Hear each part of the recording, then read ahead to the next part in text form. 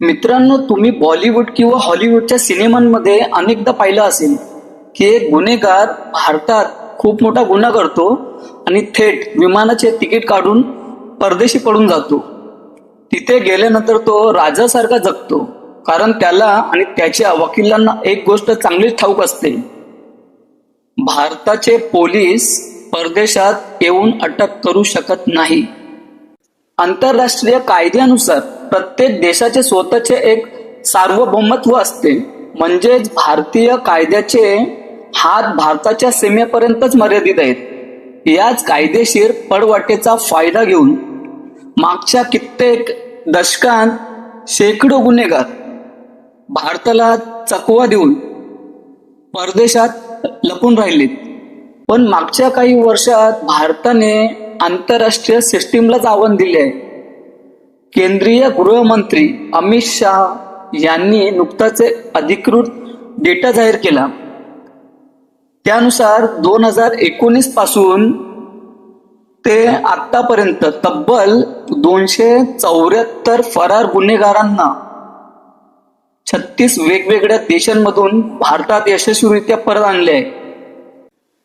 आंतरराष्ट्रीय कायदे आणि गुप्त ऑपरेशनच्या आधारे समजून घेणार आहोत की भारताने हे कसं शक्य केलं आणि हा नवा भारत परदेशात लपलेल्या गुन्हेगारांसाठी इतका धोकादायक का बनलाय. गृह मंत्रालयाने सर्वात पहिले काम केले ते म्हणजे गुन्हेगारांचा ठाव ठिकाणा शोधणे. यासाठी सीबीआय आणि रॉ सारख्या संस्थांच्या मदतीने ऑपरेशन त्रिशूल सुरू करण्यात आली. याचा फायदा काय झाला? जेव्हा भारतीय न्यायालयाने परदेशी कोर्टाला सांगितले की हा व्यक्ती केवळ संशयित नाही तर आमच्या देशाच्या कायद्यानुसार अधिकृतपणे दोषी कॉन्व्हिक्टेड आहे, जेव्हा आंतरराष्ट्रीय दबावामुळे परदेशी सरकारांना त्या गुन्हेगाराला अटक करून भारताचे स्वाधीन करावे लागले.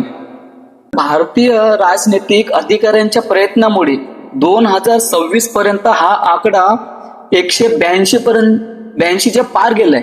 म्हणजेच भारताने आंतरराष्ट्रीय यंत्रणांचा वापर करून गुन्हेगारांची जगभरात नाकेबंदी केली.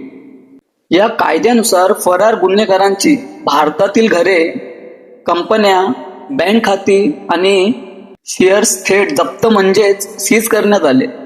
अधिकृत माहितीनुसार आतापर्यंत 17,874 कोटी रुपयांची मालमत्ता जप्त करण्यात आली.